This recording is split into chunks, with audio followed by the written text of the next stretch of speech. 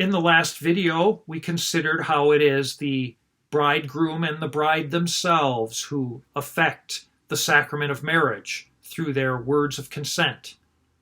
Now we will look more deeply at this words of consent from the point of view of how they minister to one another and are at the same time the recipients of this sacrament.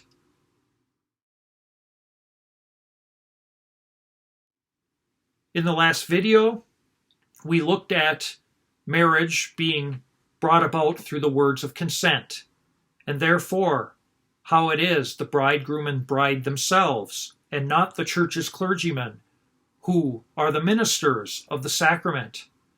But this is all founded upon, as we also looked at in the last video, the truth of baptism, that it is within the lives of those who are baptized that the grace of the sacrament of marriage is to be received.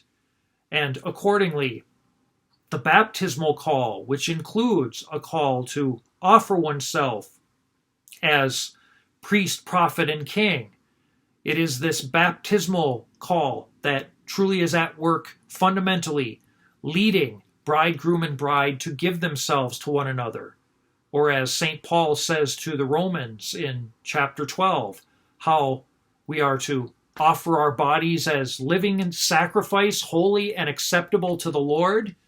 While we can apply that verse across many ways of offering ourselves in a very particular way, husbands and wives do just that. They offer their bodies as living sacrifice acceptable to the Lord through their entrance into the sacrament of matrimony in the words of consent. Now, when we talk about them ministering the sacrament, then, it's important that we understand that these words need to be spoken with right intention, that they are not just spoken because the church says, well, if you're going to get married, say these words.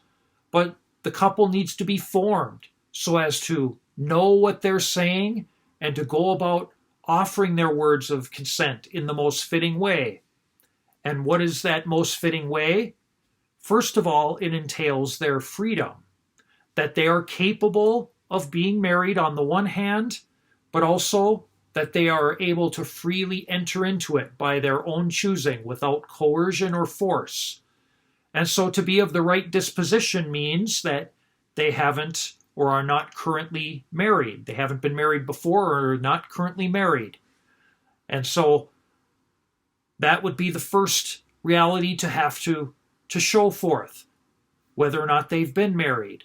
And then, do they have a right intention to enter into marriage such that they will do it freely, that no one is saying you need to get married because of this reason, or some kind of arrangement being brought about where there's going to be conditions put on the consent and so forth.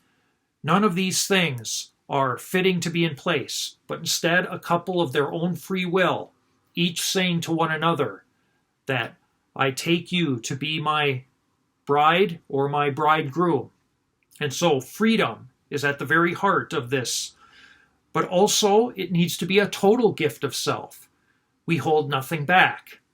And if we need example of what it means to totally give oneself, we need look no further than Jesus in his crucifixion for us, how he himself gave his whole being for the sake of our salvation, holding nothing back, but rather freely and totally accepting God's will, he gave himself so that you and I might be redeemed. And thirdly, we think of this gift as being fruitful. And to that end, while no couple on their wedding day necessarily knows if God is going to bless them with children and how many children, the fact is they need to have openness to life. And if there is no openness to life, then no fruit can be born of their bond with one another. But this free, total, and fruitful giving of themselves all need to be in place if it is going to be a valid marriage, and thus rightly ministered and rightly received. So, once again, freedom, nothing forcing them, a totality of the gift, holding nothing back, and fruitfulness, open to new life, open to having children, which is the primary end of marriage, the procreation and education of children, and therefore entering in to what the Lord himself will bring together. And to recognize too here that our own catechism teaches how when couples marry, they are brought into an order within the life of the church and the world, how family itself is the fundamental cell of society, wherein the most important truths are passed on, and that which parents value, they themselves have the right to hand on to their own children ahead of anyone else doing that for them or doing that instead of them. It belongs to parents to be the primary educators of their children. And in this way, they are also ministers to one another and to their own children. But they are also, of course, very much recipients, because when we consider the fact of how God himself is the one who brings them together, we always want to remember the primacy of God's grace, that while there are men and women that have married in every age, even in the years and centuries prior to Jesus coming into the world and establishing his church, how the grace of God, as established in the sacrament of marriage, grants to couples who are married in the sacrament particular grace to be able to love one another, to be able to carry out their call of free, total, and fruitful self-giving, and of offering themselves on behalf of one another, and of course, in their shared call of parenthood and giving themselves for the sake of their children, teaching them and raising them to be followers of Jesus Christ.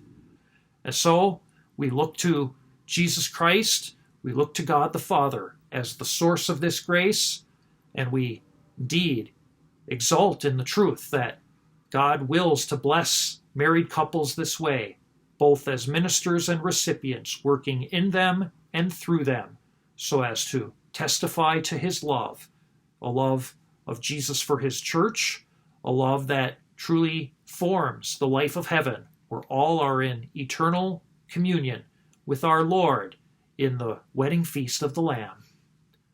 May God bless you.